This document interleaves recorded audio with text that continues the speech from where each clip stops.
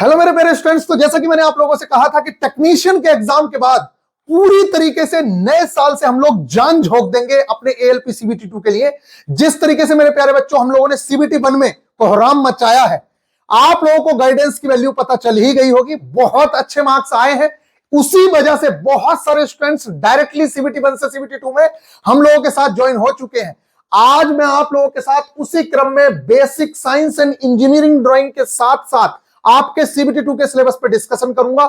बेहतरीन तरीके से आप लोगों को सिलेबस को समझाएंगे। बहुत सारे स्टूडेंट्स को लग रहा होगा अरे सिलेबस में क्या समझाओगे भैया, वो तो आप लोगों ने पहले ही बता चुके हैं। ना ना ना ना, पहले सिर्फ आपने ये देखा है कि मार्क्स कितने कितने कहां से आएंगे, अभी आप लोगों को यह पता चलेगा कि रियल में क्वेश्चंस कहां से आते हैं। तो गाइज ये बहुत बहुत ज्यादा इंपॉर्टेंट है।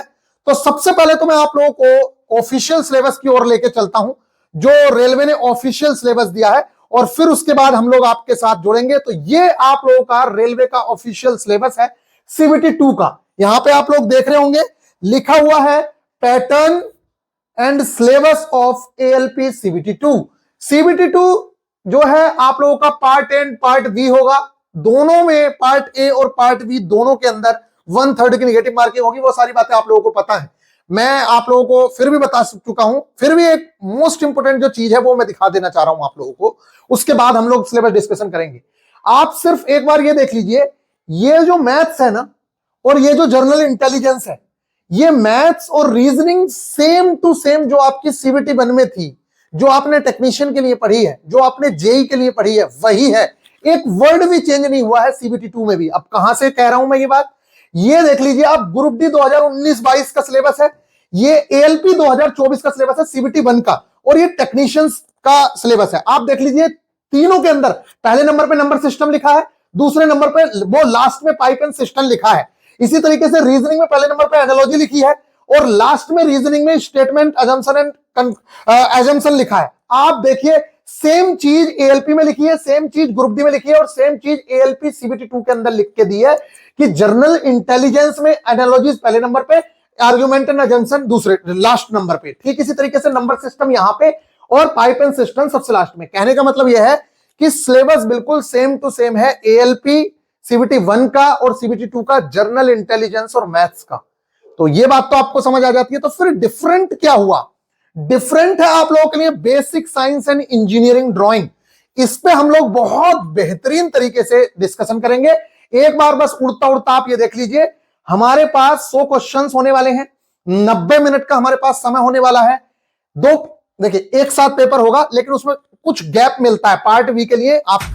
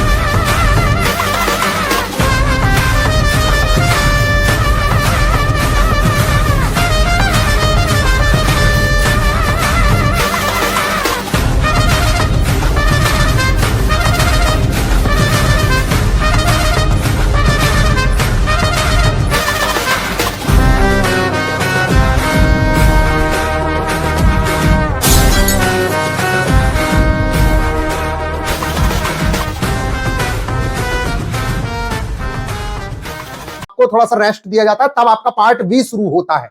ठीक है गाइज, तो मतलब कुछ टाइम थोड़ा सा गैप मिलता है और फिर उसके बाद पार्ट बी शुरू हो जाता है।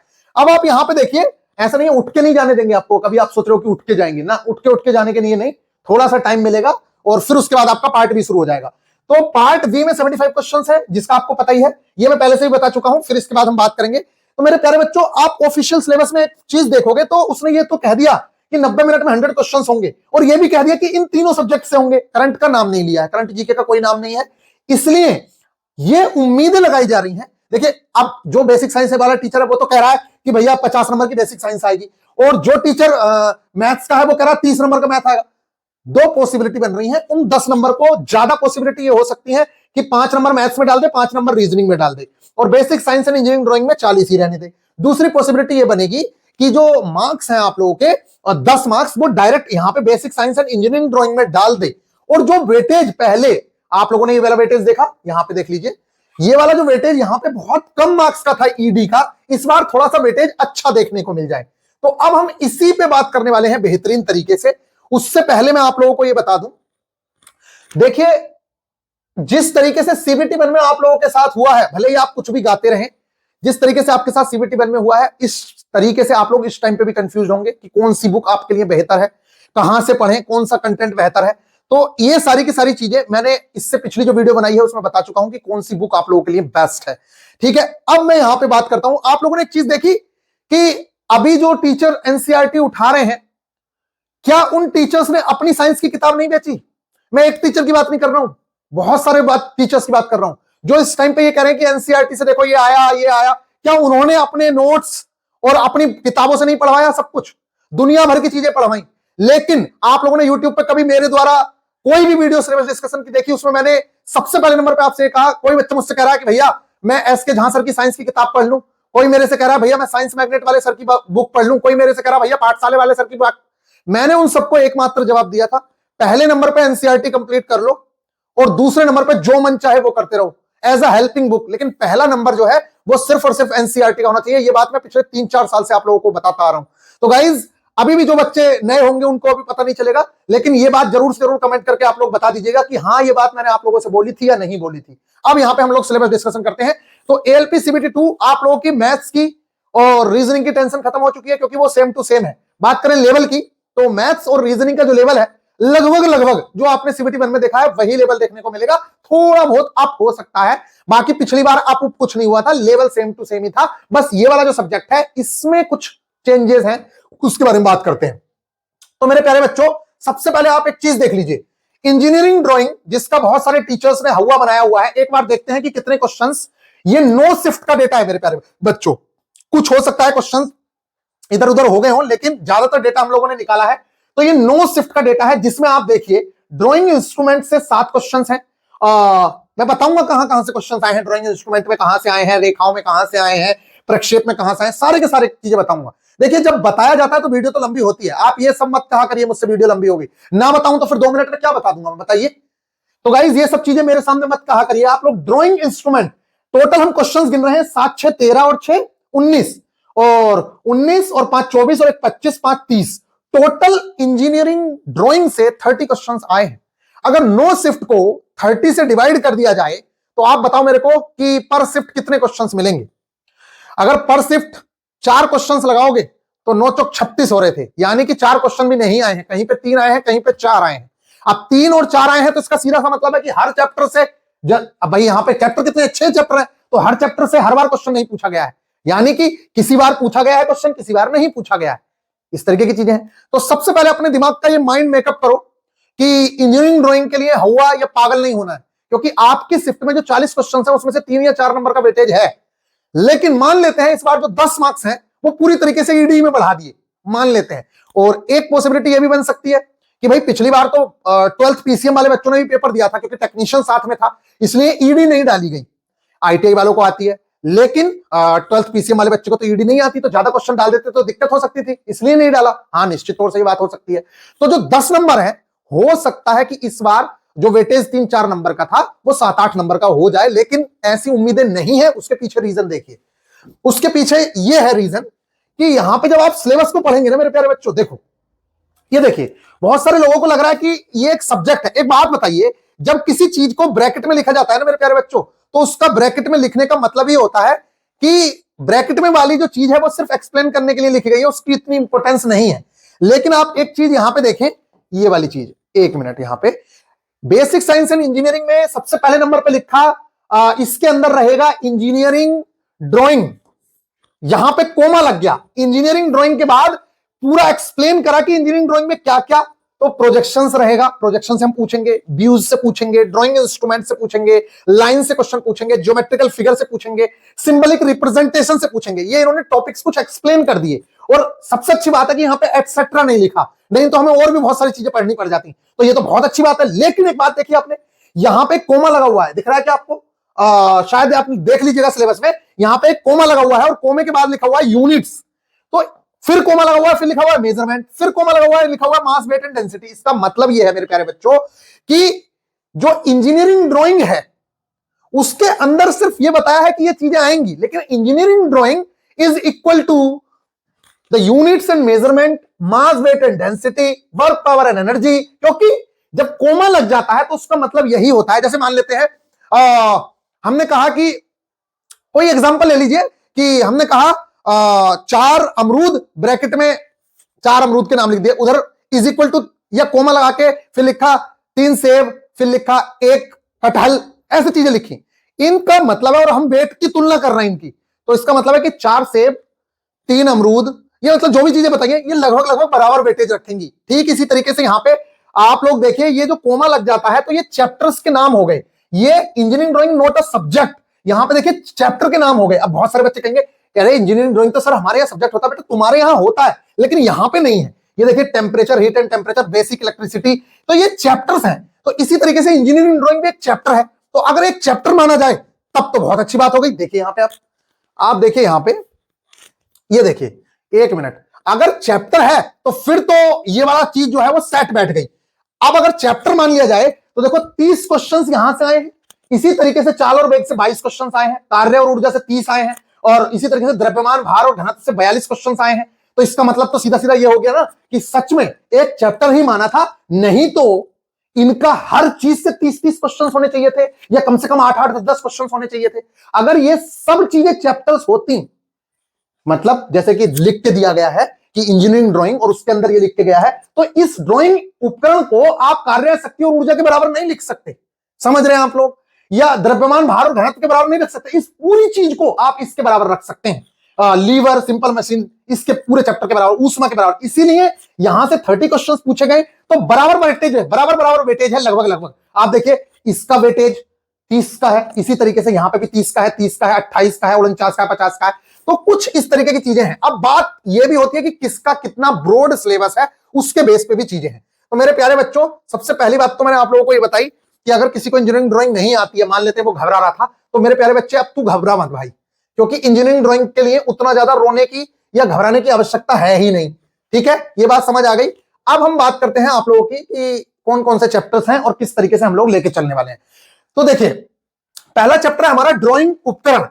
अब ड्राइंग उपकरण क्या है, तो ड्राइंग उपकरण क्या है, देखिए आप इंजीनियरिंग में गए होंगे, डिप्लोमा में गए होंगे, आईटीआई में गए होंगे, तो कुछ बेसिक जानकारी जो आपको होनी ही चाहिए। जैसे किसी ड्राइंग बनाते हैं तो उसे किस चीज पे रख रहे हो, तो वो ड्राइंग बोर्ड है। अब वो डिफरेंट साइजेस में आते हैं तो उनके साइज आपको पता होने चाहिए।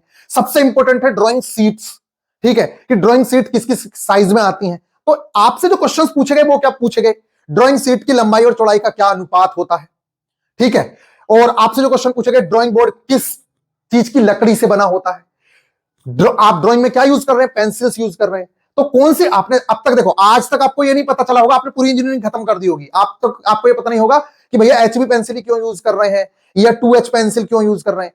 तो इनका क्रम है, इनमें एक क्रम फॉलो होता है कि भैया अगर आपने HB पेंसिल यूज की तो ये क्या होगी, ये थोड़ी सी ब्लैकिश होगी, इसके आगे चलेंगे तो और डार्क होती जाएंगी पेंसिल, इसके पीछे चलेंगे तो पेंसिल और हल्की होती चली जाएंगी। इस तरीके से बहुत सारी टाइप की पेंसिल्स होती हैं, और फिर स्पेसिफिक वर्क के लिए स्पेसिफिक पेंसिल यूज होती है। अब कहीं पे बहुत लाइट दिखाना है चीज को तो हल्की पेंसिल का यूज होगा, कहीं पे बहुत डार्क दिखाना है तो वहां पे डार्क पेंसिल का यूज होगा, समझ रहे हैं, किसी चीज को हाईलाइट करना है तो हर चीज के लिए अलग अलग पेंसिल यूज होती है, तो उन पेंसिल के यूजेस आपको पता होने चाहिए, समझ आ रही है। फिर आपके ड्राइंग इंस्ट्रूमेंट में और कौन कौन से उपकरण आ रहे हैं, जैसे कि प्रकार है, स्केल है, और भी कई तरीके के उपकरण होते हैं जो आप लोगों की ड्राइंग बनाते समय यूज होते हैं। अब ड्राइंग बनाते समय स्केल भी यूज होते हैं। स्केल क्या, आप लोगों ने सुना होगा ना कि अब भैया बात आओ, आपको किसी मशीन का ड्राइंग बनानी है या किसी बहुत बड़ी बिल्डिंग की ड्राइंग बनानी है और छोटी सी सीट पे बनानी है, तो कई बार क्या होगा, एक नट की ड्राइंग बनानी है तो उसको बड़ा करके बनाओगे आप, ठीक है। तो इस स्केल का नाम क्या होता है, जब किसी छोटी चीज को आप बड़ा करके बना रहे हो तो उस स्केल का नाम क्या है, ठीक है। और जब कोई बड़ी ड्राइंग, जैसे कि घर का या किसी का बहुत बड़ा कोई बिल्डिंग बननी है, कोई प्रोजेक्ट है, उसको आप ड्राइंग शीट पे उतार रहे हो, तो भाई वहां क्या किया आपने, बड़ी चीज को छोटे में स्केल में, क्योंकि आपको तो ड्राइंग शीट पे ही लिखना है, तो उन चीजों को छोटा करने के लिए कौन से स्केल का यूज होता है, ये वाली चीजें आपसे पूछी जाती हैं। तो ये बहुत सिंपल लेवल के क्वेश्चंस यहां से पिछली बार पूछे गए, बहुत डिफिकल्ट लेवल के क्वेश्चंस नहीं पूछे गए। तो ये चैप्टर तो हमारे लिए खेल है और सबसे इंपॉर्टेंट भी है, क्योंकि सबसे ज्यादा क्वेश्चन इसी से पूछे गए। अब यहां से क्यों पूछे गए? क्योंकि बेसिक साइंस एंड ईडी उन्होंने दिया बेसिक साइंस, तो आपको बेसिक नॉलेज होनी चाहिए। ये नहीं एक एएलपी की, ये एक लोको पायलट की नजर से भी आप लोगों को चीजों को देखना है। जैसे कि ये देखिए, ये आपको क्यों दिया गया ऑक्यूपेशनल सेफ्टी एंड हेल्थ, और यहां से जो क्वेश्चन आए वो कहां से आए हैं? तो ऑक्यूपेशनल सेफ्टी एंड हेल्थ इसीलिए दिया गया कि कभी आप लोगों पे काम कर रहे हैं, उस टाइम पे आपके चोट लग जाती है, क्योंकि निश्चित तौर से ऐसी चीजें होती रहती है, आप मशीन के साथ हो, कभी आपके चोट लग गई, आपके लोगों के अंदर फायर एक्सटिंग्विशर रखे होते हैं, किस टाइप का फायर एक्सटिंग्विशर है, कैसे यूज करना है, लोगों में कभी आग लग सकती है, तो आग लग जाएगी तो कैसे आप लोगों को हेल्प मांगनी है, आग कितने टाइप की होती है, ये क्वेश्चंस ही पिछली बार पूछे गए, आप देख लीजिएगा। ठीक है, ये तक क्वेश्चन पूछा गया है, इवन कि आग लगने पर आप क्या चिल्लाओगे, आग आग चिल्लाओगे, इस तरीके के क्वेश्चन भी पिछली बार पूछे गए। इसी तरीके से फायर एक्सटिंग्विशर से बहुत अच्छे खासे क्वेश्चन पूछे गए, क्योंकि आपके लोगों के अंदर फायर एक्सटिंग्विशर रखा रहता है, इसलिए आपसे वो क्वेश्चन पूछे जाते हैं। आग लग जाती है, पीछे बुझाना पड़ता है, आपको फायर एक्सटिंग्विशर चलाना भी आना चाहिए। फर्स्ट एड बॉक्स गार्ड के पास रखा होता है, जो बहुत इंपॉर्टेंट होता है, तो कई बार ये क्वेश्चन पूछ लेते हैं फर्स्ट एड बॉक्स में क्या क्या दवाइयां रखी होती है, क्या क्या चीजें होनी चाहिए, पैरासीटामोल का यूज कब किया जाता है, ऐसे क्वेश्चंस भी पूछे गए। इवन इस चैप्टर के अंदर विटामिन से भी क्वेश्चंस पूछ लिए गए, इस बात का आपको ध्यान रखना है। तो विटामिन से क्यों क्वेश्चंस पूछे गए उसका भी पता होना चाहिए।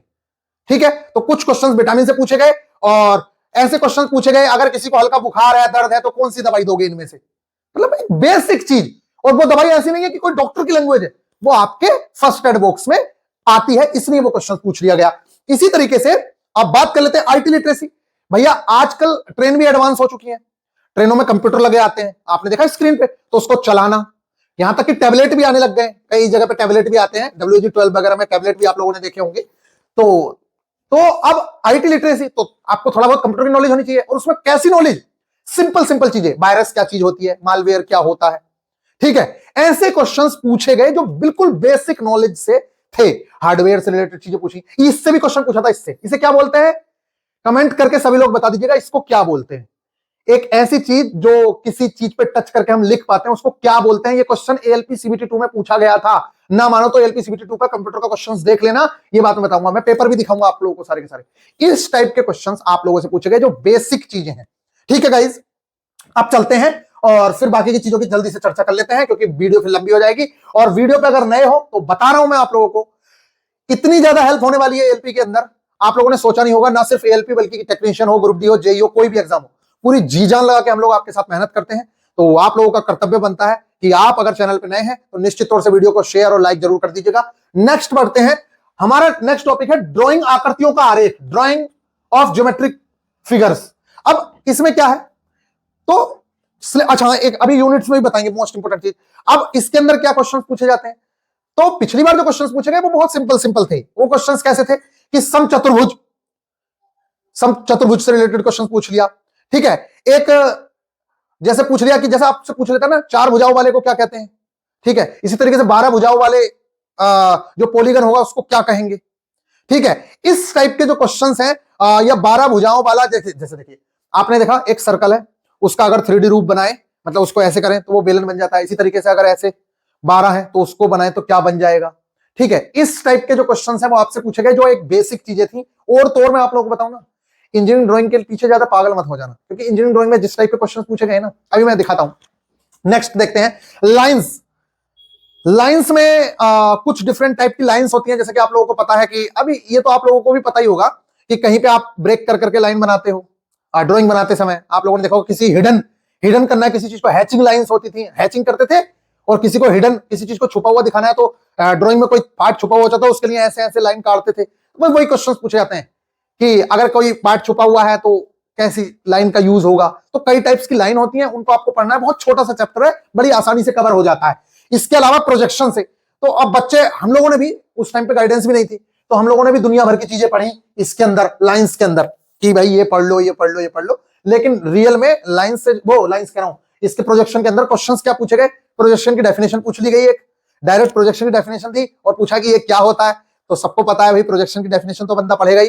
ठीक है, आती कि नहीं आती, प्रोजेक्शन की डेफिनेशन आप लोगों से पूछ ली गई। इसके अलावा थर्ड एंगल प्रोजेक्शन में वस्तु कहां पर रखी होती है, फर्स्ट एंगल में कहां पर रखी होती है, यानी कि प्रोजेक्शन का बिल्कुल बेसिक, आइसोमेट्रिक प्रोजेक्शन जो है कितने डिग्री के कोण पे बनता है। ये जो मैं बोल रहा हूं ना बेटा, जाके एक एक क्वेश्चन देख लेना, एक एक, ऐसे ही मत समझना आप लोग। ठीक है, कभी आप लोगों को लगता है कि कुछ आता जाता नहीं है, ये ज्वाइनिंग लेटर जो इकट्ठे कर रखे ना, ऐसे ही इकट्ठे ना कर रखे हैं बेटा, ठीक है, मजाक मत समझ लेना, ठीक है। और ये सिर्फ 3 दिख रहे हैं आप लोगों को, एक अभी नीचे रखा है, और मेरे ज्वाइनिंग लेटर्स को चूहे खा चुके हैं, ये हालत हो चुकी है मेरे ज्वाइनिंग लेटर्स की, ठीक है, यहाँ पड़े पड़े ये हालत हो चुकी है ये, ठीक है। तो गाइज उस टाइम पे 86 मार्क्स में लेके आया हूं, मैं मार्कशीट भी दिखाऊंगा आप लोगों को, और कल शायद मार्कशीट मिलेगी, कल से ही टारगेट क्लासेस स्टार्ट हो रही हैं। अगर आप लोग चाहें तो निश्चित तौर से जुड़ सकते हैं, बेहतरीन तरीके से आप लोगों की चीजें हम लोग कंप्लीट कराने वाले हैं।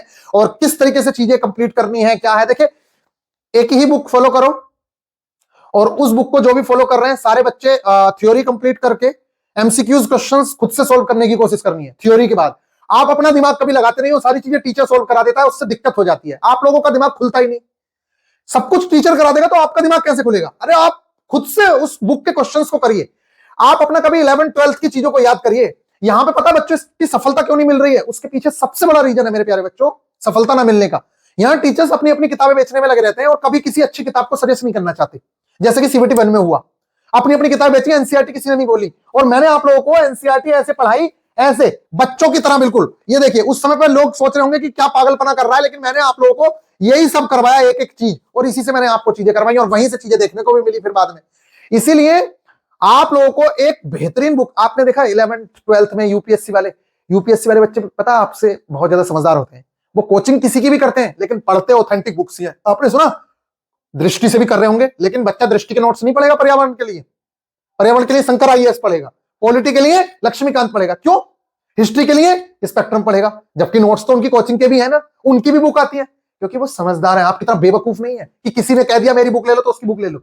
अब जो ऑथेंटिक बुक्स हैं, जहां से पेपर बनते हैं, उनको तो पढ़ो। सरकारी बुक्स के लिए आप कब से कहते आ रहे हैं कि वो बुक्स पढ़नी है। इसी तरीके से इसके भी कुछ ऑफिशियल सोर्सेज हैं जहां से आप लोगों को चीजें पढ़नी होंगी। तो गाइज अब यहां पे बढ़ते हैं आगे, प्रोजेक्शन से आपको पता चल गया। अच्छा, व्यूज से, तो व्यूज से एक क्वेश्चन ही आया है, एक क्वेश्चन, तो एक क्वेश्चन मतलब बहुत ही सिंपल सा क्वेश्चन था वो, कि वो भी प्रोजेक्शन से ही मान के चलो कि भैया एक आप ये बता दीजिए कि किसी ड्राइंग को समझने के लिए मिनिमम कितने व्यूज की आवश्यकता होती है। तो बताओ, इसका कमेंट में आंसर दे दीजिएगा, देखें कितना आप लोग पढ़ रहे हैं, ठीक है। 2 की होती है, 3 की होती है, 4 की होती है, ये जरूर से बताइएगा। सिंबलिक रिप्रेजेंटेशन, अच्छा इसमें एक इंटरेस्टिंग बात है, सिंबलिक रिप्रेजेंटेशन से जब क्वेश्चंस आए तो मेरे प्यारे बच्चों ऐसे क्वेश्चंस आए ना, कि जो पूरी बुक में दुनिया भर के सिंबल पढ़ के गए, वेल्डिंग के सिंबल पढ़े, ये पढ़े, वो पढ़े, इलेक्ट्रिसिटी के पढ़े, और क्वेश्चंस कहां से आ रहे हैं? क्वेश्चंस ऐसे आए थे इसमें सिंबलिक रिप्रेजेंटेशन में, कि अगर कितने क्वेश्चंस आए, 5 क्वेश्चंस आए ना, तो उसमें से 1 या 2 ही आता हुआ होगा, या वहां पे ऑप्शन ही नहीं था। एक चैम्फर से क्वेश्चन पूछ लिया था, एक रेडियस का सिंबल पूछा था, लेकिन सिंपल आर नहीं दे रखा था, कुछ दे रखा था, और तब क्वेश्चन पूछा था। अब जल्दी से बात कर लेते हैं, यूनिट्स एंड मेजरमेंट से कैसे क्वेश्चंस पूछे गए। तो मेरे प्यारे बच्चों, पिछली बुक्स में एरर भी दी गई थी कि त्रुटियों से क्वेश्चंस, तो इस बार कुछ बुक्स ने हटाया है, बहुत अच्छी बात है, क्योंकि पिछली बार एक भी क्वेश्चन वहां से नहीं था। तो मात्रक से क्वेश्चंस पूछे गए, लेकिन एक बात याद रखना, सिंपल मात्रक नहीं पूछे गए।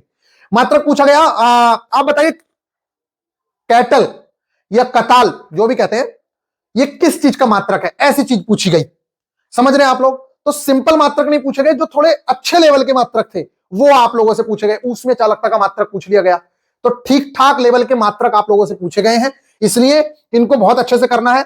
अच्छा, बात करें मेजरमेंट से, तो मेजरमेंट से सिंपल क्वेश्चंस पूछे गए हैं, कोई डिफिकल्ट क्वेश्चंस नहीं है, लेकिन एरर से कोई क्वेश्चन नहीं था आप लोगों का, ठीक है।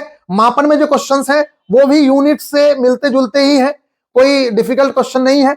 एक टॉपिक आता सार्थक अंक, तो उससे भी कोई क्वेश्चन नहीं पूछा गया था। अब सबसे इंपॉर्टेंट टॉपिक्स में हम लोग चल लेते हैं।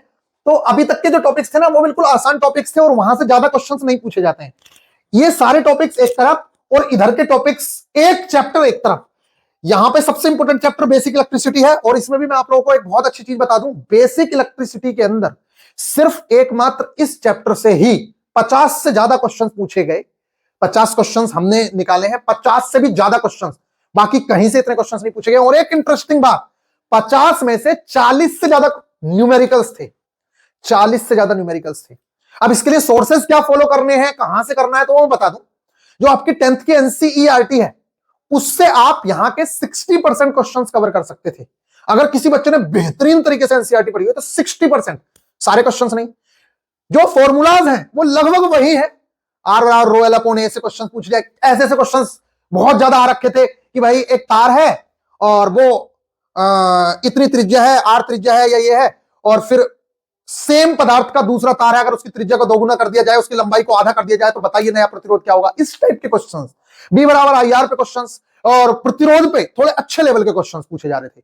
समझ रहे हो, प्रतिरोध जुड़े हैं, ये श्रेणी क्रम में जुड़ा है, ये इसमें जुड़ा है, इस तरीके से क्वेश्चन पूछे जा रहे थे। ऐसे क्वेश्चन पूछे जा रहे थे, बताइए ये 4 प्रतिरोध हैं और इन्हें हमें न्यूनतम प्रतिरोध प्राप्त करना है, तो कैसे जोड़ेंगे, कितना आएगा। इस टाइप के जो क्वेश्चंस हैं, बहुत सिंपल लेवल के क्वेश्चंस भी थे। तो बेसिक इलेक्ट्रिसिटी से बस ये जानने वाली बात है, 50 में से 40 क्वेश्चंस न्यूमेरिकल थे। अब वो क्यों थे, उसके पीछे रीजन है। उसके पीछे सबसे बड़ा रीजन ये है मेरे प्यारे बच्चों, जब भाई सोचने वाली बात है, जब उसने प्री टेस्ट कर लिया बेसिक का, तो यहां तो थोड़ा सा एडवांस उठेगा ही उठेगा। इसी तरीके से बाकी सब्जेक्ट में भी थोड़ा थोड़ा ऊपर जाने की संभावनाएं हैं। Next, heat and temperature most important है, क्योंकि यहां से 50 और यहां से आप लोग के कितने 49, लगभग 85 क्वेश्चन है। सबसे ज्यादा वेटेज तो इनका ही है। अगर देखिए आप खुद सोचिए, टोटल क्वेश्चंस कितने बनेंगे, 4 से 9 को करिए 40 क्वेश्चंस थे, 9 चौक 36, 360 क्वेश्चंस बने ना, 360 क्वेश्चंस, उसमें से 100 क्वेश्चंस तो इन 2 चैप्टर से ही आए, इन 2 चैप्टर से ही, हीट एंड टेम्परेचर से, और इस 100 क्वेश्चन 360 में से 100 क्वेश्चन। तो कहने का मतलब यह है कि मार्क्स के हिसाब से ही आप लोगों को प्रायोरिटीज देनी है। तो हीट एंड टेम्परेचर से मेरे प्यारे बच्चों आप लोगों को बेसिक्स जो है वो तो कवर करने ही करने हैं। दूसरी चीज, आप लोगों ने अभी तक ये हीट एंड टेम्परेचर चैप्टर पढ़ा नहीं होगा, और एनसीईआरटी में ज्यादा है भी नहीं, थोड़ा सा केमिस्ट्री में था इसका पार्ट, और 9th की केमिस्ट्री में। अब इसको आपको बहुत अच्छे से पढ़ना है। टेम्परेचर को चेंज करने वाले क्वेश्चंस भी आते हैं, और कितने डिग्री सेल्सियस पर दोनों फारेनहाइट और सेल्सियस पैमाने बराबर हो जाते हैं, ये क्वेश्चंस भी पूछे गए। गुप्त ऊष्मा से क्वेश्चंस पूछे जाते हैं, ठीक है। और इसके अलावा आप लोगों को पता है कि लेटेंट हीट, सेंसिबल हीट, मतलब इस चैप्टर को तो इन डेप्थ पढ़ना पड़ेगा, क्योंकि आपने पहले से नॉलेज भी नहीं है। तो बहुत अच्छे लेवल के क्वेश्चंस इसमें पूछे गए हैं, न्यूमेरिकल्स भी पूछे गए हैं, इसलिए आप लोगों को पूरी तरीके से रेडी रहना है। ये चैप्टर बहुत इंपॉर्टेंट है हम लोगों के लिए। इसके बाद बात कर लेते हैं उत्तोलक तथा सरल मशीन। तो तीनों टाइप के जो उत्तोलक हैं, आप लोगों को सबसे पहले तो ये पता होना चाहिए कि भैया फर्स्ट टाइप के उत्तोलक में इफर्ट कहां पे होगा, ठीक है, और इसके अलावा वेट कहां पे रखा होगा, ये तीनों चीजें तो वो एफएलएम पे याद कर लेते हैं कि भैया यहां पे फोर्स लगेगा, यहां पे इफर्ट लगेगा, और यहां पे आपको पता है कि ये हिंज होगा। ये तीनों टाइप के जो उत्तोलक हैं, इनके एग्जाम्पल इतने ज्यादा पूछता है, इतना ज्यादा पूछता है, तो ये बहुत इतना बड़ा टॉपिक नहीं है। आप ये मत समझिए बेटा सिलेबस बहुत कम है, आप ये मत समझिए, बहुत अच्छी बात है ना, इसके अंदर फिजिक्स है ना, इसके अंदर केमिस्ट्री है, वो फिजिक्स केमिस्ट्री कह रहा हूं ना, बायो है ना केमिस्ट्री है, ओनली फिजिक्स के कुछ चैप्टर्स हैं जिसको आपको जी जान लगा के पढ़ना है। तो सीबीटी 1 से भी आसान है, इसलिए इसको शिद्दत के साथ आप लोगों को तैयारी में लगना है और बहुत बेहतरीन तरीके से इसको करना है। और कल से आप लोगों के टारगेट क्लासेस स्टार्ट हो रहे हैं, इसलिए जी जान लगा के अपनी टारगेट क्लासेस ज्वाइन करें, और वीडियो लंबी होती जा रही है। इसके अलावा है द्रव्यमान, भार तथा घनत्व। मेरे प्यारे बच्चों 42 क्वेश्चंस आए हैं, जिसका बहुत ज्यादा इंपॉर्टेंट रोल हो गया है, क्योंकि 42 क्वेश्चंस आप समझिए, 42 questions mass, weight and density से हैं। इसमें मास और वेट और डेंसिटी लगभग 20 से 22 क्वेश्चंस आप सिर्फ क्लास 9th की एनसीईआरटी का ग्रेविटेशन वाला चैप्टर कवर करके कर सकते हैं। लेकिन उसके ऊपर के जो सवाल हैं, उसके लिए आपको ऑथेंटिक सोर्सेज फॉलो करने पड़ेंगे। और बच्चों जो क्वेश्चंस थे, यहां पे लगभग रेशियो जो था 40% थ्योरी और 60% जो है न्यूमेरिकल्स वाला पोर्शन था। ज्यादातर न्यूमेरिकल वही जो आप लोगों ने 9th की एनसीईआरटी में पढ़ रखे हैं, कुछ न्यूमेरिकल थोड़े से अप लेवल के हैं जो 11th लेवल के होते हैं, 11th की एनसीईआरटी से भी करना होगा, बताएंगे आपको, उस चीज की टेंशन नहीं लेनी है, एक एक चीज हम लोग करवाने वाले हैं उसमें। और बात कर लेते हैं वर्क, पावर एंड एनर्जी की।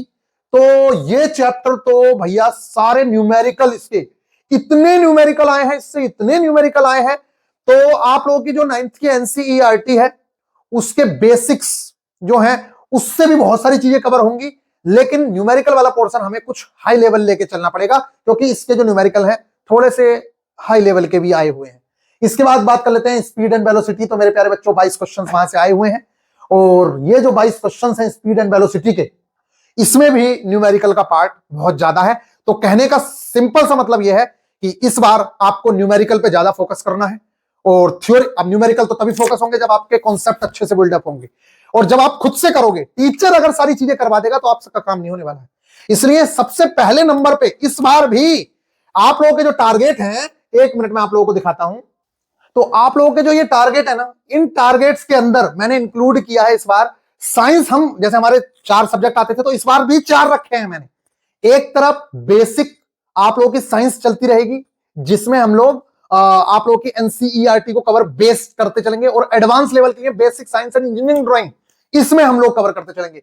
तो बेहतरीन तरीके से आप लोगों की तैयारी के लिए हम लोग रेडी हैं। तो जी जान लगा के तैयारी में जुट जाइए। अभी अगर किसी को परचेज करना है तो आज के लिए ये जो 399 फीस है, उसमें अगर GSP50 आप यूज करते हैं कूपन कोड, अगर आप हमारे ओल्ड स्टूडेंट है तो आपको ऑफ मिल जाएगा उसमें 50 रुपीज का। बहुत ही मिनिमम सी फीस है, और आप लोगों की बेहतरीन तैयारी करने के लिए हम लोग रेडी हैं। देख सकते हो आप CBT 1 में कैसे क्वेश्चंस और कितना ज्यादा यहां से कंटेंट फंसा है, आप एक बार देख लीजिए, और फिर आप लोग बेहतरीन तरीके से CBT 2 की तैयारी में जुट जाइए।